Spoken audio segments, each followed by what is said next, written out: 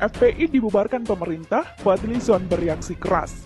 Ini pembunuhan terhadap demokrasi.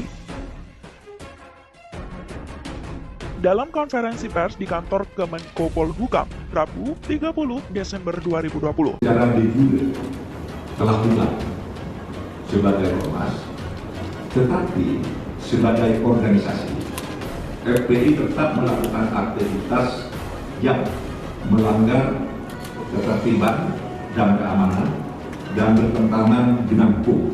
Cukup malu kalau ternyata senioritas Pak Mahfud MD dikoreksi oleh juniornya dengan cara yang sangat menohok.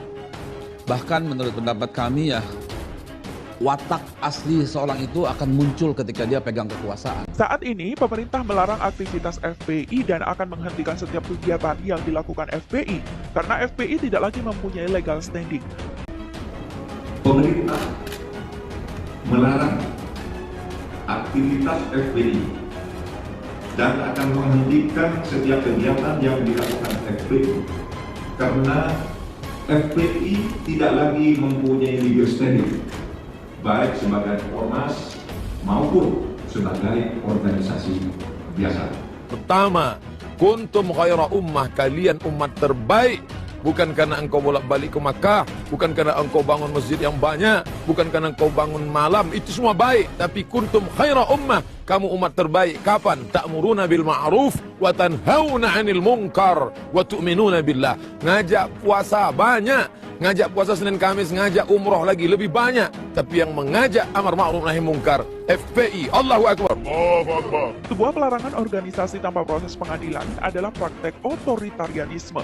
Ini pembunuhan terhadap demokrasi dan telah menyelewengkan konstitusi. Tentang larangan kegiatan, penggunaan simbol dan atribut, serta penghentian kegiatan Front Pembela Islam. Dan ini makin lama makin kelihatan brutal dan vulgar. Menyatakan Front Pembela Islam adalah organisasi yang tidak terdaftar sebagai organisasi kemasyarakatan sebagaimana diatur dalam peraturan perundang-undangan, sehingga secara de jure telah bubar sebagai organisasi kemasyarakatan. Tapi Anda yakin FPI tidak akan bisa dibubarkan? Karena kalau Front Pembela Islam dibubarkan, besok dibikin lagi Front Persatuan Islam, FPI juga sih katanya. Maka ketika engkau ikut dalam kelompok ini, kau sedang menjadi salah satu dari umat yang terbaik. Yang kedua, bahwa di dalam perbuatan amar ma'ruf nahi munkar tidak bisa sendiri. Satu batang lidi tidak bisa buat apa-apa. Tapi ketika batang-batang ini disatukan, diikat, maka dia akan bisa banyak berbuat. Alaikum bil jamaah, maka hendaklah engkau berjamaah. Dalam konferensi pers tersebut, Mahfud MD didampingi Menkumham Yosana Lauli, Mendagri Tito Karnavian, Kepala KSP Muldoko, Jaksa Agung ST Burhanuddin. Saya sebagai Menko Polhukam, di sebelah kanan saya ada Profesor Dr. Andes Ali Muhammad Tito Karnavian, Menteri Dalam Negeri. Mungkin lebih bagus Pak ketika sebut namanya, maskernya dibuka 3 detik. Biar kelihatan asli, jangan-jangan diwakili, kita nggak tahu. Profesor Tito Karnavian, mungkin bisa itu saya. Berikutnya di sebelah kiri saya hadir Bapak Kepala BIN, Bapak Gunawan. Profesor Gunawan. Kemudian ada Menkumham Profesor Dr. Yasona Hamunanan Lauli. Oke. Kemudian Bapak Menkominfo Doneng Platit. Kemudian ada Bapak Jaksa Agung Republik Indonesia Dr. S.D. Burhanuddin. Kemudian ada Panglima TNI Marskal TNI Hadi Cahyanto. Kemudian Bapak Kapolri Jenderal Polisi Dr. Andes Bidang Asis MSI. Anggota Dewan Perwakilan Rakyat atau DPR RI Fadlizon bereaksi keras atas keputusan pemerintah membubarkan Front Pembela Islam atau FPI. Fadlizon mengatakan pembubaran sebuah organisasi tanpa proses pengadilan adalah praktik otoritarianisme. Bahkan Fadlizon dengan tegas mengatakan hal itu termasuk pembunuhan terhadap demokrasi dan penyelewengan konstitusi.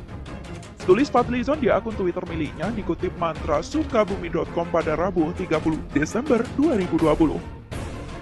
Seperti diberitakan, pemerintah melalui Menteri Koordinator Politik Hukum dan Keamanan atau Menko Polhukam, Mahfud MD resmi mengumumkan pembubaran organisasi Front Pembela Islam atau FPI. Mahfud MD juga mengatakan, dengan pembubaran FPI tersebut pemerintah resmi melarang seluruh kegiatan Front Pembela Islam atau FPI. Menkominfo Johnny G. Plate. Selain itu hadir juga Panglima TNI Marsikal TNI Hadi Cahyanto, Kapolri Jenderal Idam Aziz, Kepala BIN Budi Gunawan, Kepala PPATK Dian Ediana, Kepala BNPT Komjen Pol Boy Rafli Amar, dan Wamem Kumham Edi Hiarich.